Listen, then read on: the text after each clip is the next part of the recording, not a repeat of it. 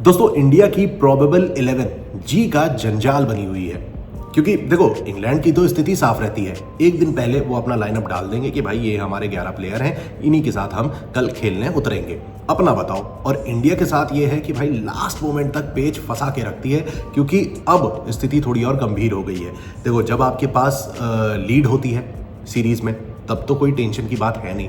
Lead नहीं है, ऊपर से खिलाड़ियों का आता पता नहीं है। पहली चीज, ऋषभ पंत क्या वो फुल फ्लेश्ड फिट हैं? क्या वो विकेट कीपिंग संभाल सकते हैं? नहीं, अभी उस पर कोई ऑफिशियल बयान नहीं आया है। दूसरा, अर्शदीप सिंह चौथे टेस्ट मैच के लिए अवेलेबल नहीं है। तीसरी बात यह कि नीतीश कुमार रेड्डी रूल्ड आउट हो चुके हैं। आकाशदीप का भी अता पता नहीं है कि वो खेलेंगे या नहीं। ऑलमोस्ट खेलना उनका तय नहीं है। तो ऐसे में लाइनअप क्या हो सकती है? करुण नायर अपनी फॉर्म से जूझ रहे हैं, रन स्कोर उनके ज़्यादा हो नहीं पा रहे हैं। हालांकि फॉर्म है लेकिन रन उस लेवल पे आ नहीं पा रहे हैं जैसा हम उनसे एक्सपेक्ट करते हैं। तो लाइनअप क्या होने वाला है?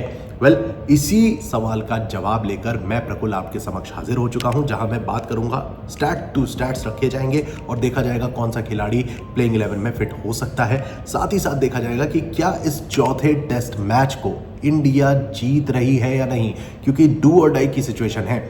इंग्लैंड ऑलरेडी 2-1 से आगे चल रही है, लीड ले चुकी है। यहाँ पे आकर ड्रॉ करने का मतलब भाई बिल्कुल समझ में नहीं आता, क्योंकि टीम इंडिया आप स्टैट्स पर देखो, सबसे ज़्यादा सेंचुरीज इंडिया ने बनाई, सबसे ज़्यादा इस सीरीज में रन्स इंडिया ने बनाए, विकेट्स इंडिया ने लिए। बस फंस रहा है गेम तो इंटेंट का। जो प्रेशर सिचुएशन में इंडिया थोड़ा सा पीछे हो जा रही है ना, गेम वहीं फंस रहा है। वरना स्टैट्स में तो इंडिया सबसे आगे चल रही है।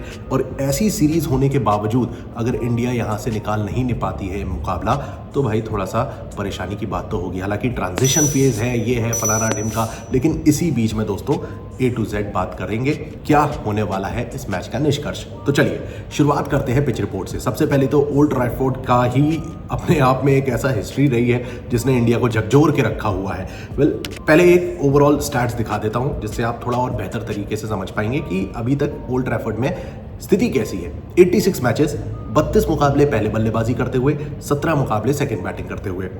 अब एवरेज स्कोर देखिए inning wise, 331 first inning, 275 second innings, 226 third innings और 169 का एवरेज स्कोर आता है फोर्थ इनिंग का। यहीं पर लोएस्ट स्कोर इंडिया का है 58 रन्स अगेंस्ट इंग्लैंड, और हाईएस्ट स्कोर बनाया है ऑस्ट्रेलिया ने 656 रन्स अगेंस्ट इंग्लैंड। ये है टोटल स्टैट्स, मतलब ओवरऑल आज तक जितने मुकाबले हुए हैं।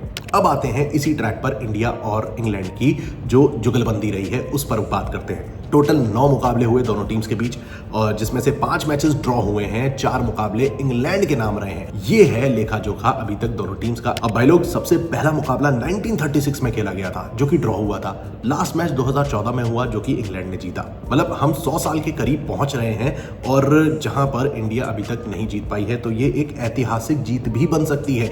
न सिर्फ ये एक सीरीज के लिए इंपॉर्टेंट है, बल्कि ये एक ऐतिहासिक जीत हो सकती है शुभमन गिल के लिए, जैसा उन्होंने बर्मिंघम में किया था। फिलहाल अब हम बढ़ते हैं कि भाई हेड टू हेड कैसा है। दोनों टीम्स के बीच जो है 139 मैचेस हुए हैं, जिसमें 50 मुकाबले ड्रॉ, इंग्लैंड ने 53, इंडिया ने 36 मैचेस जीते हैं। लेकिन यहां पर कहानी थोड़ी सी पलटती है जब हम बात करते हैं 2020 के बाद हुए मुकाबलों की। टोटल 17 मैचेस हुए, जिसमें एक मुकाबला ड्रॉ हुआ।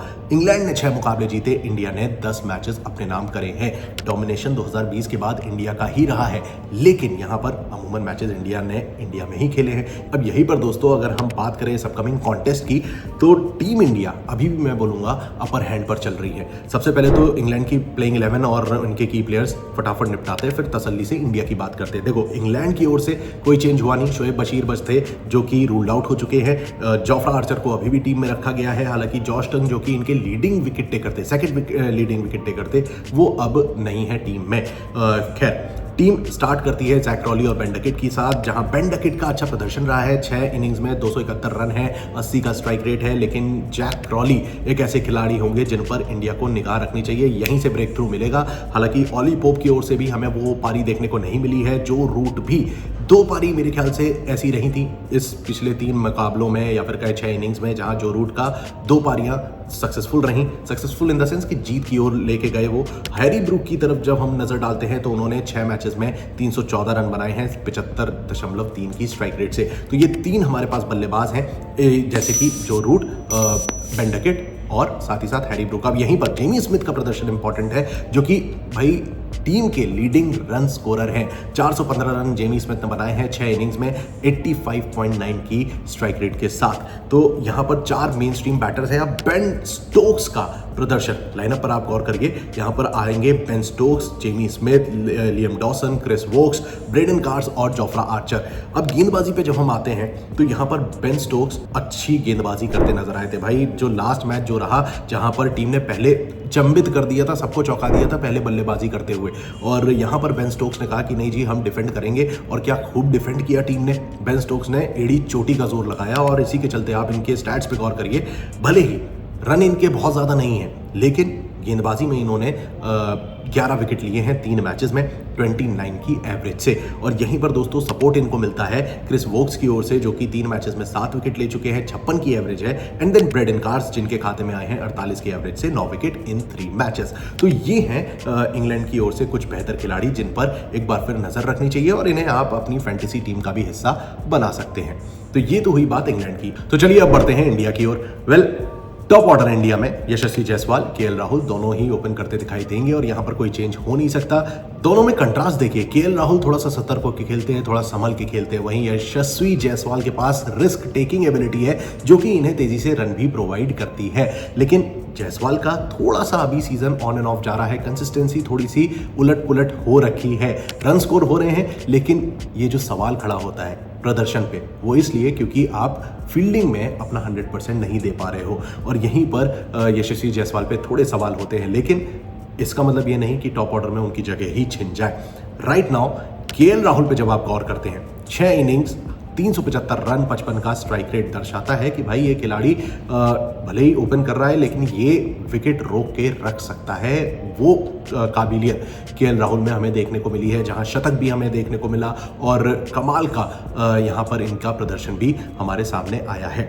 तो केएल राहुल, यशस्वी जायसवाल, तीसरे नंबर पर यार करुण नायर आएंगे ही आएंगे। मुझे लगता है ये जो सीरीज है ये करुण नायर को दे दी गई है। क्रिकेट ने दूसरा मौका दिया, बीसीसीआई ने दूसरा मौका दिया है। अब ये इनके लिए आगे की जर्नी का बेंचमार्क सेट करेगा ये जो सीरीज है।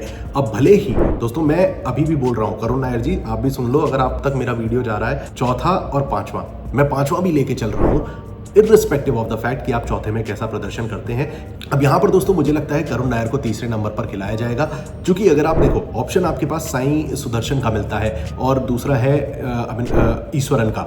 ये 2 खिलाड़ी हैं, लेकिन ईश्वरन आपका ओपन करते दिखाई दे सकते हैं, टॉप ऑर्डर में रहते हैं, तो यहीं पर एक थोड़ा सा असमंजस बन सकता है। But still I would say कि करुण नायर की तरफ देखेगी टीम, क्योंकि फॉर्म में तो नजर आ रहे हैं लेकिन पारी को आगे नहीं बढ़ा पा रहे हैं। एक बार रन स्कोर हो गए तो टीम इंडिया के लिए बेहतर हो जाएगा।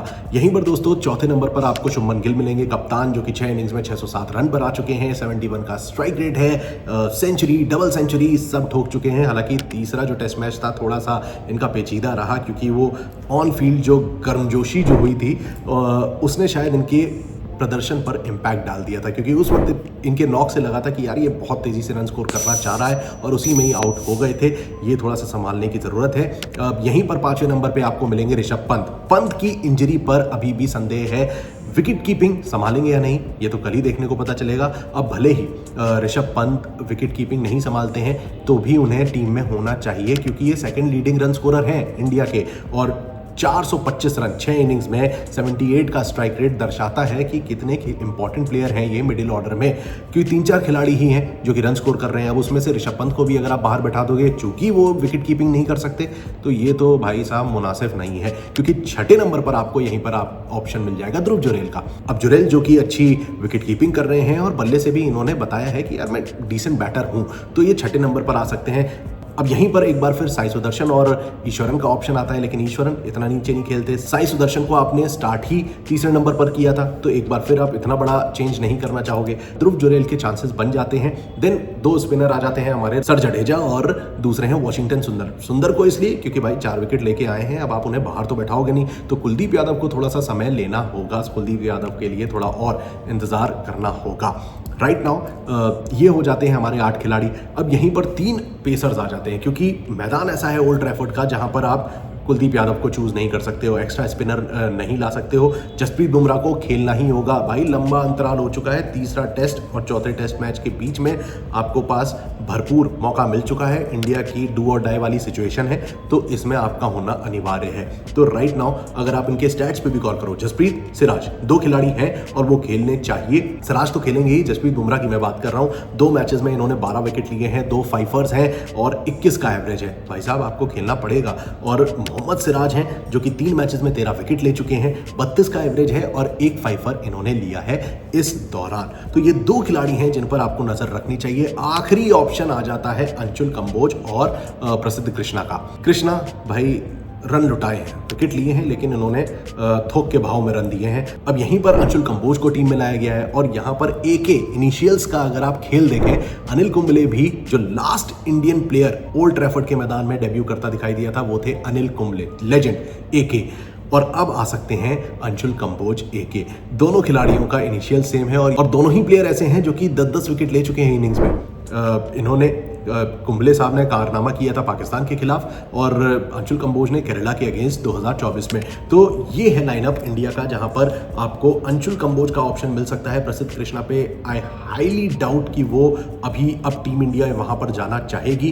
तो ये है लाइनअप टीम इंडिया का, जहां पर अंशुल कंबोज की तरफ जाना चाहेंगी। आई हाईली डाउट कि प्रसिद्ध कृष्णा को चूज किया जाएगा। आती है बात फाइनल कंक्लूजन की। तो दोस्तों इंडिया, जैसा मैंने आपको बर्मिंघम के मैदान के लिए बोला था, एजवेस्टन का मैदान जो था वो शापित था, तो भाई साहब ओल्ड ट्रैफर्ड के मैदान पर भी शुभमन गिल एंड कंपनी, चूंकि ये ड्यू और डाई सिचुएशन है एंड ऑब्वियसली टीम यहाँ पर वंडर्स कर सकती है, क्योंकि इतनी सारी इंजरीज और प्लेयर्स की उथल पुथल के बाद टीम इंडिया कई बार कमबैक करती नजर आई है। दोस्तों इस बारे में आपका क्या ओपिनियन है? क्या आप मेरी बात से इत्तेफाक रख रहे हैं? क्या चौथा मैच टीम इंडिया जीत रही है, 2-2 से बराबर कर रही है? कमेंट सेक्शन में अपना जवाब, अपनी राय जरूर दीजिएगा।